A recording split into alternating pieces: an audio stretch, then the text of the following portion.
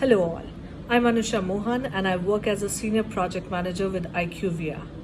I carry an experience of close to 6 years with different organizations like Dell Technologies, IQVIA and ENY. I have also worked in multiple roles like Scrum Master, Project Manager, Program and Portfolio Manager. I'm also a PMP, CAPM, ITIL and CIS certified. If you say the word risk to 10 people, each person may think of something different: insurance, threats, investments, bets, or potential loss. As we manage project teams, it's critical that you and your team members have a common understanding of what project risk means. Otherwise, people will be confused by your risk management efforts.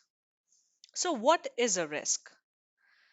A risk is any unexpected event that can affect your project, for better or for worse. Risk can affect anything: people, processes, technology, and resources. According to PMBOK's 6th edition, an uncertain event or condition that, if it occurs, has a positive or negative effect on one or more project objectives. There can be a lot of examples of risk.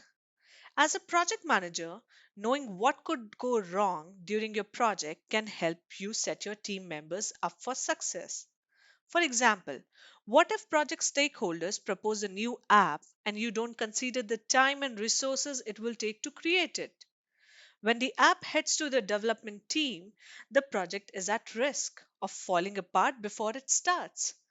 That's the type of risk that comes under cost or scheduling risk. The another example of risk is scope creep.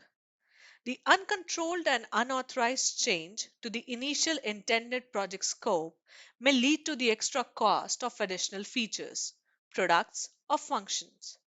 Almost all projects face this risk, and sometimes it poses an irreversible challenge because some of the added functions are significant to the project and desirable to the project's success.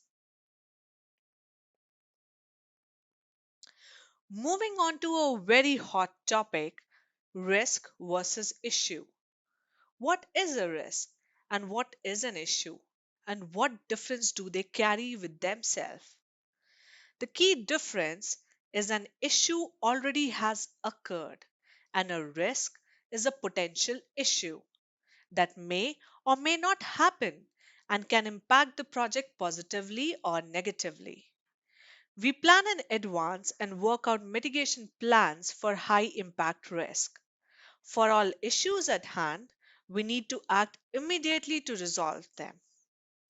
So, generally, when you see an issue, it is always recorded in the issue register and it should be discussed every day, while the risk is recorded in the risk registered and should be reviewed periodically, weekly, or less frequently during status review meetings.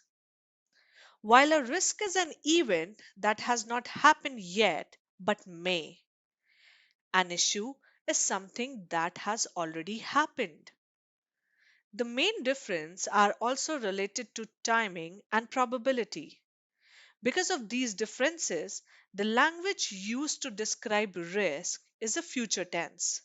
If this happens, then this will be impacted. That's an example of how you talk about risk. While an issue, the language used is in present tense. We have this problem, and how should we deal with it?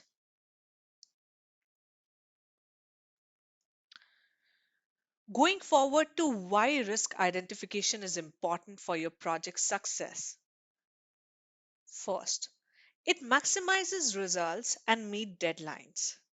By defining risk management processes for your company, you make success more likely by minimizing and eliminating negative risk, so projects can be finished on time. This enables you to meet your budget and fulfill targeted objectives. When you don't have risk management strategies in place, your projects get exposed to problems and become vulnerable. Effective risk management strategies allow your company to maximize profit and minimize expense on activities that don't produce a return on investment. Through detailed analysis, effective leaders prioritize ongoing work based on the results produced despite the odds. The second point to that is it evaluates the entire project. To evaluate your project's success, you can use the best practices on your next project.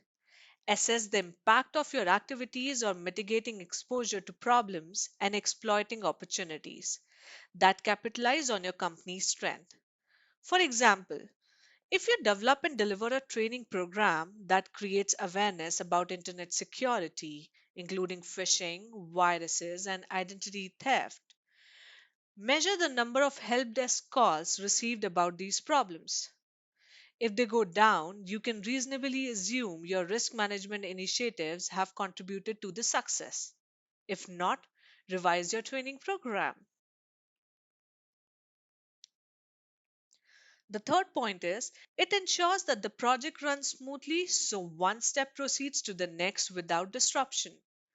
By identifying, avoiding, and dealing with potential risk in advance, you ensure that your employees can respond effectively when challenges emerge and require intervention.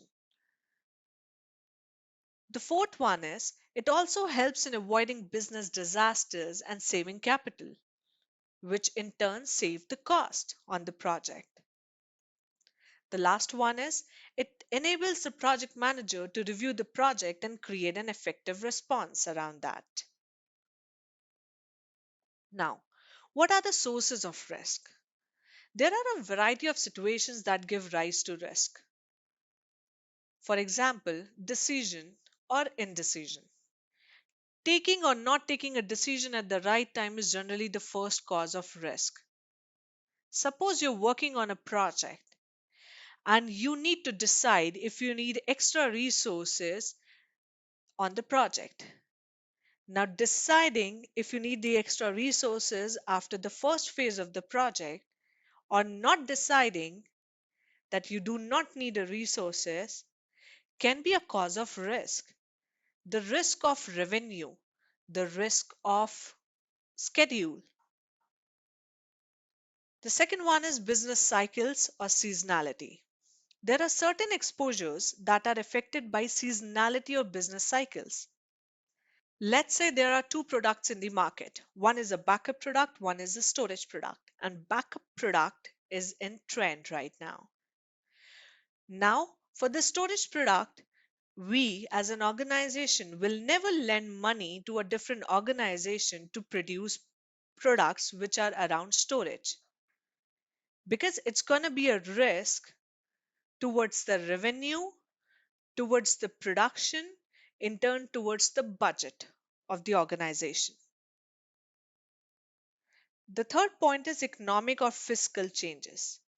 The government's economic and taxation policies are sources of risk too. Let's say our project needs a levying of import duty on certain capital goods. That can escalate the funding cost and bank finance requirements.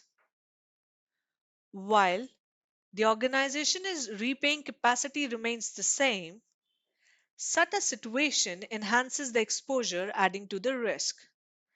The changes in government policies can impact the cash inflow for the borrowing customer, thereby limiting his repayment capacity. Other one is market preference. Over the years, the consumer demands and preferences are changing substantially. People are looking for products which can hold their data, not just store their data, but can also back up their data.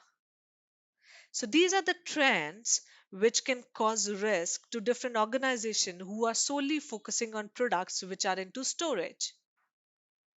The other sources can be natural disaster, geopolitical risk, or forecasting accuracy. While the assumption, things that are assumed to be true but they may not be true is termed as assumption. For example, the marketing team needs only MBA passouts. The constraints and assumptions are identified and documented at high level during project initiation. They are refined and documented in detail as a part of the defined scope process in project planning. They are input to many project management processes.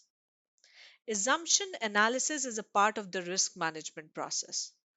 The project management plan needs to change if constraints change or assumptions are proven wrong. Constraints and assumption needs to be identified, tracked, and effectively controlled during the project life cycle. Now, what are positive risk and what are negative risk? And what is the difference between these two kind of risk? So we'll go with the positive risk first. It's basically an opportunity to the project. You should never avoid it, but enhance and get the most out of it.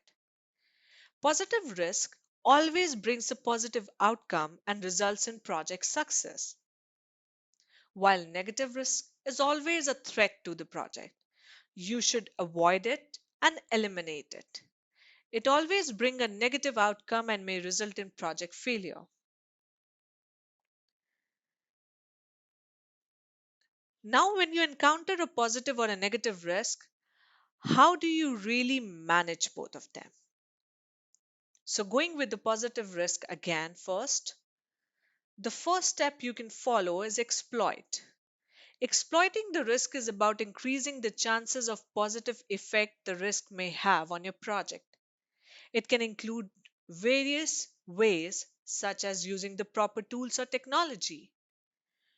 You can also enhance the positive risk. If you can, do everything to make the risk even bigger. Invest in better resources, people, or try to deliver your project as fast as you can.